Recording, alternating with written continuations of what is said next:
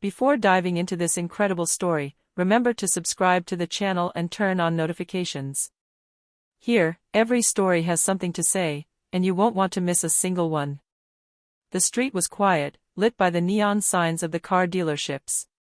An old woman, her face wrinkled but her eyes piercing, watched the comings and goings. In the middle of this luxury showcase was a brand new black car, a model many dreamed of owning. As a black woman approached to examine it, the old lady, in a dry and disdainful tone, said, "You dirty black woman, you can't afford that car." Passers-by froze. The brutal racism and contempt in her voice were palpable. But what the old woman didn't know was that this woman wasn't an ordinary customer. She owned an international company, with a bank account capable of buying all the cars in the dealership, and more. Instead of collapsing under the humiliation, the woman smiled. A cold, yet elegant smile that betrayed a determination to show that appearances and prejudices could be overturned. The audience around them began to sense that something unusual was about to happen. Moments later, a gesture by the old woman would shock all of America, transforming an act of hatred into a masterclass in pride and justice. The black woman approached the car, feigning interest in the technical details. The old lady, always on the lookout, stood arrogantly in front of her. "You can't even afford to dream about that car," she sneered, her voice betraying cruel satisfaction. But instead of being intimidated, the woman remained calm. She took out her phone and, with a polite smile, called the dealership. "Hello, I would like to buy this car immediately." The vendor, visibly embarrassed by the situation, looked at the old woman with a mixture of embarrassment and disbelief.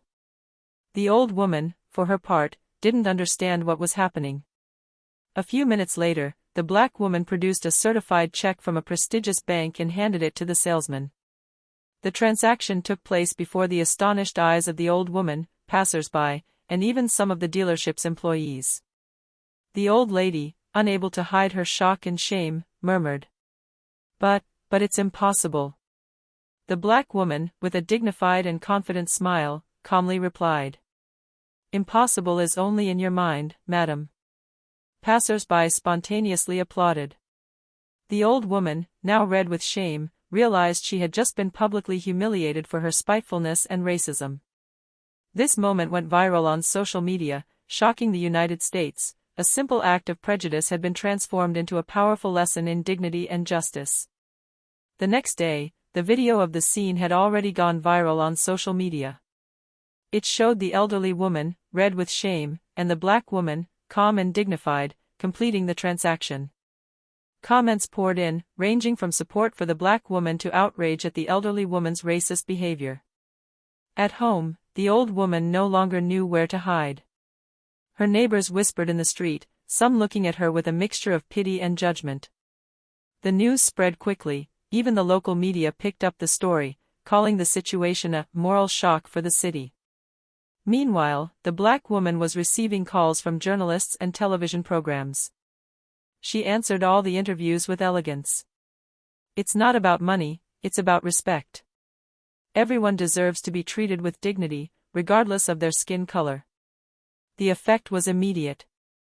Anti-discrimination groups began inviting the woman to speak about her experience, making her an inspirational figure. The United States was fascinated by this turnaround. A simple racist remark had sparked a national wave of support, debate, and awareness. As for the old woman, she was forced to confront her prejudices, finding herself socially isolated.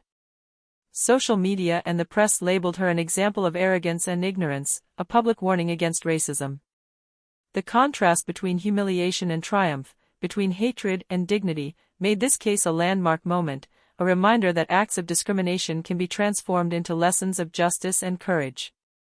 A few weeks later, the old woman, still humiliated and isolated, decided to try to redeem herself. She contacted the black woman, but the latter, aware of her power and the lesson she had taught, set one condition. "If you truly want to repair what you have done, you must act publicly. You must show that you understand the gravity of your words and that you are committed to changing." The old woman agreed, trembling.